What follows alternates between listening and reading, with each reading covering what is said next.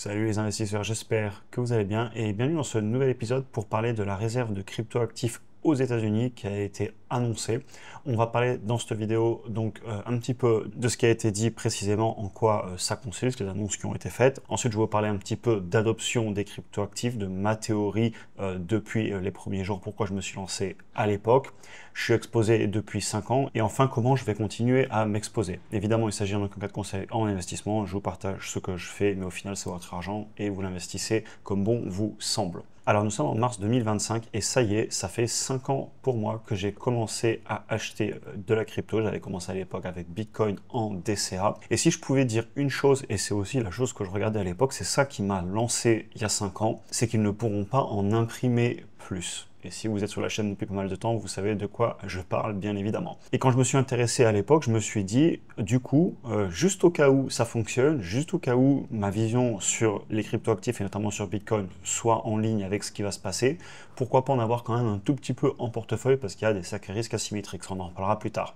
Et si on en a en stock, juste au cas où, on ne va peut-être pas le vendre, n'est-ce pas? Et ça, on va en parler justement parce que c'est des choses qui ont eu lieu et je pense qu'il y a des États qui pourraient s'en mordre les doigts. Et du coup, en parlant d'États, là, vous avez l'annonce qui a été faite par David Sacks, qui est une des personnes au gouvernement aux États-Unis, qui est d'ailleurs aussi très connu parce qu'il fait partie du All-in Podcast. C'est un investisseur qui était d'ailleurs de la PayPal Mafia au début et qui a eu beaucoup de succès dans le private equity aux États-Unis. Enfin bref, ce qu'ils ont annoncé globalement, c'est qu'il y a un executive order qui a été signé et qui indique notamment que les 200 000 bitcoins qui restent à l'État, sachant qu'ils ont à peu près 200 000 bitcoins, et d'ailleurs ils doivent faire un audit parce qu'ils n'ont pas le compte exact. Il s'agit beaucoup notamment de saisies suite à des poursuites en justice.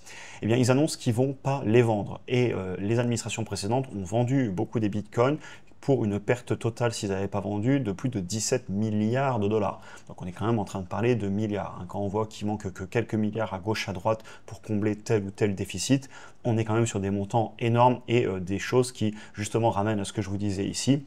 Si on en avait en stock, juste au cas où, peut-être qu'on ferait mieux de ne pas le vendre. Donc eux, ils voient ça comme une réserve stratégique qui pourrait être comparée à une réserve d'or, sauf que là, ce serait de l'or numérique. Ils précisent aussi qu'ils n'utiliseront pas l'argent des Américains pour acheter plus de Bitcoin, donc ça ne coûtera pas d'argent aux contribuables. Par contre, ils se réservent le droit d'utiliser des méthodes budget neutral, donc en gros des stratégies où ça ne coûterait pas de l'argent, et bien soit en dette, soit aussi par les impôts, pour en acquérir plus. Donc ça pourrait être par exemple via, encore une fois, des saisies s'il y a des affaires en justice. Ça pourrait être de plein de manières aux stratégies auxquelles ils pourraient penser. Ce qui leur importe, et ils le disent, c'est que ça ne coûtera pas aux contribuables américains. Donc voilà un petit peu pour ce qui a été annoncé. Et on en revient à la phase que je disais, si je pouvais dire une seule chose, c'est qu'ils ne pourront pas en imprimer plus. Et je pense que le gouvernement américain commence à comprendre ça, que ça a quand même beaucoup de caractéristiques intéressantes. Et surtout, on a des vrais risques asymétriques. Et soit ça va à zéro, soit ça n'a pas vraiment de limite à la hausse, et ça on en a déjà parlé. C'est soumis à l'offre et la demande, et je vous redirai un petit peu plus tard aussi pourquoi j'ai commencé à m'intéresser à la crypto à l'époque. Et apparemment on est de plus en plus nombreux à penser que 1% dans le portefeuille sur un risque aussi asymétrique que ça vaut peut-être le coup de prendre le risque. Les États-Unis d'ailleurs ont environ 200 000 bitcoins, on pense que la Chine en aurait environ 190 000, le Royaume-Uni, j'ai fait des recherches, ils en auraient aussi, et vous avez beaucoup de petits pays qui en ont et qui sont en train de le miner. Et vous avez l'Allemagne qui a vendu tous ses bitcoins, un petit peu plus de 46 359 bitcoins. Comme je le disais juste avant, au cas où on en a et au cas où on aurait raison, est-ce qu'il serait peut-être pas malin de ne pas le vendre? Bref, l'avenir nous le dira. Il y a pas mal d'entreprises aussi qui en ont en stock, MicroStrategy, tous les mineurs, des entreprises comme Coinbase, comme Block, anciennement Square, Mercado Libre, Tesla, etc. Donc il y a beaucoup d'entreprises aussi qui commencent à les garder dans le bilan comptable. Et vous avez même des personnes connues qui en ont parlé, vous avez Paul Tudor Jones qui en mai 2020, donc c'est marrant, à la même époque où je m'y intéressais, il avait écrit dans une lettre destinée aux investisseurs, et dans cette lettre, il comparait le Bitcoin à une protection contre l'inflation semblable à l'or, tiens, on en a déjà parlé aussi, et il avait dit qu'il avait investi un tout petit pourcentage en Bitcoin, tout simplement parce que les risques asymétriques étaient là il y a 5 ans, on en parlait déjà. D'ailleurs, j'avais fait une vidéo sur les cryptos au tout début de la chaîne, vous la retrouverez, et justement j'expliquais qu'à l'époque j'investissais déjà dedans, je parlais de la blockchain, etc.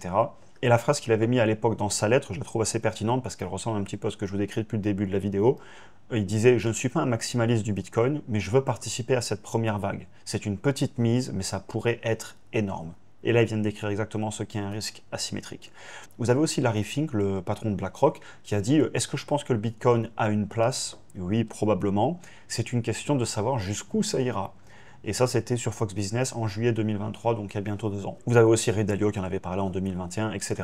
Évidemment, comme vous le savez, sur la chaîne, on parle plus souvent de bourse que de crypto, mais vu que je m'expose aussi à la crypto via des proxys en bourse et donc des actions, c'est important pour moi d'en parler de temps en temps. Surtout que ça a aussi des grosses implications sur tout ce qui est l'économie, les monnaies fiduciaires, et c'est ce dont je vous parle un petit peu en conclusion.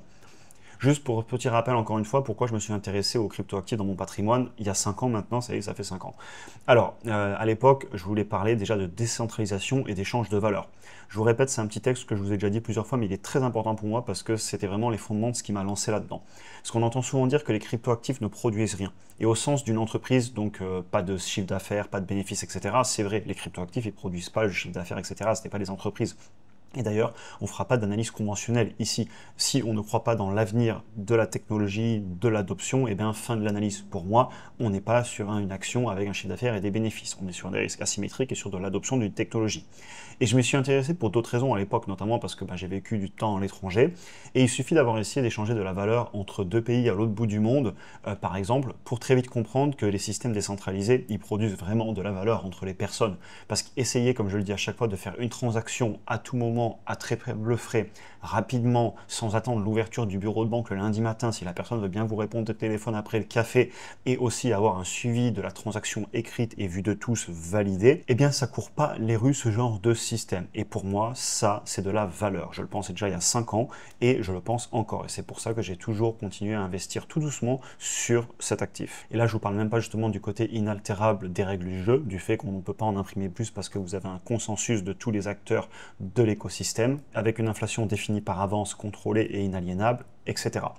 Enfin bref, depuis toutes ces années, je continue mon DCA. J'avais arrêté pendant un tout petit moment parce que je voulais plus le faire en direct et après je suis passé très rapidement sur des proxys en bourse. J'avais fait une vidéo sur la chaîne dessus il n'y a pas longtemps, vous pouvez la voir. Et pourquoi j'ai continué ce DCA, ça aussi je tiens à le dire.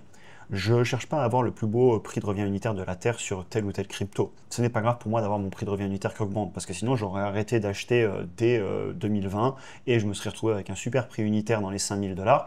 Mais au final, j'en aurais beaucoup moins. Et je privilégie clairement la quantité à l'ego. Le prix de revient unitaire, je m'en moque. Moi, ce que je veux, c'est la plus grosse quantité possible en termes de patrimoine net et d'actifs. Donc ça, je tenais aussi à vous en reparler. Et justement, quand j'ai fait cette vidéo là que je vous préparais sur la crypto, ça m'a fait penser à plein de choses qui se passent sur l'économie en ce moment. Et je pense à vous préparer une vidéo. Dites-moi si ça vous intéresse en commentaire. Et ce serait une vidéo actualité économique, mais pas avec les indicateurs habituels que je vous montre, qui sont tout aussi pertinents. Mais ça, on le fait assez régulièrement, tous les 1 mois et demi. Mais je voulais rentrer sur les sujets un petit peu plus profonds, notamment ce qui se passe en Chine. On a vu qu'ils sont en train de faire des plans de relance, que les taux continuent de baisser, ils baissent depuis plusieurs années, l'immobilier, ça va très mal. Le consommateur a beaucoup de difficultés et il y a des marchés en disruption, tout simplement quand le consommateur arrête de consommer, il se passe des choses. Aussi, ils ont une population vieillissante, donc des gains de productivité qu'ils cherchent à faire via la technologie. Et quand on développe des technologies, ça crée aussi de la disruption sur les marchés. Je voulais aussi parler de la Banque centrale américaine qui a annoncé qu'ils sont en train d'observer les impacts politiques aux États-Unis. Et je pense qu'il y a beaucoup de choses à dire là-dessus, parce qu'ils ne disent pas si c'est des impacts positifs ou négatifs.